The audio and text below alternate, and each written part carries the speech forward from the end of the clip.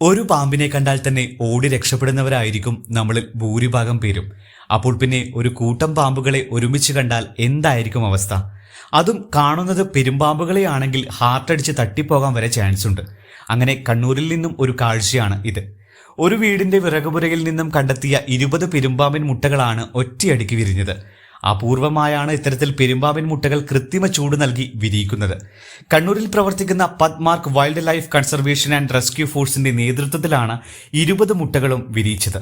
കണ്ണൂർ ആറ്റടപ്പിയിലെ ഒരു വീടിന്റെ വിറകുപുരയിൽ നിന്ന് ഇക്കഴിഞ്ഞ ഏപ്രിൽ 7-നാണ് മുട്ടകൾ കണ്ടെത്തുന്നത്. തുടർന്ന് റെസ്ക്യൂ അംഗം സജീർ ബാബോഡിന്റെ നേതൃത്വത്തിൽ മുട്ടകളുടെ പരിചരണം ഏറ്റെടുത്തു. വനംവകുപ്പിന്റെ നിർദ്ദേശപ്രകാരമാണ് മുട്ടകൾ മാറ്റിയത്. 22 മുട്ടകൾ കണ്ടെത്തിയെങ്കിലും 2 മുട്ടകൾ മാത്രം വിരിഞ്ഞില്ല. സാധാരണയായി പാമ്പുകളുടെ മുട്ടകൾ കണ്ടെത്തിയാലും അവയെ മറ്റൊരിടത്തേക്ക് മാറ്റാറില്ല.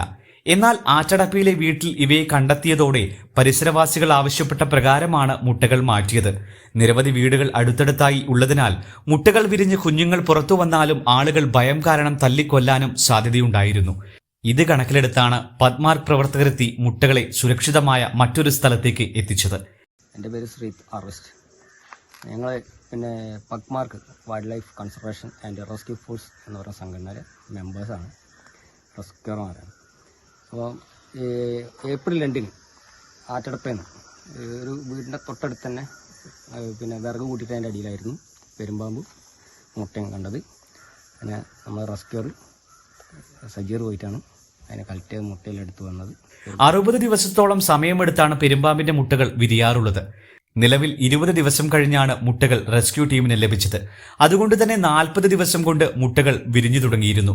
കഴിഞ്ഞ ദിവസം രാത്രി തുടങ്ങി രാവിലെ വരെ ആവുമ്പോഴേക്കും 20 മുട്ടകളും വിരിഞ്ഞിരുന്നു. റെസ്ക്യൂ അംഗങ്ങളായ ശ്രീജിത്ത് ഹാർവെസ്റ്റ്, പ്രദീപ് എന്നിവരും പാമ്പുകളുടെ സംരക്ഷണത്തിനുണ്ടായിരുന്നു.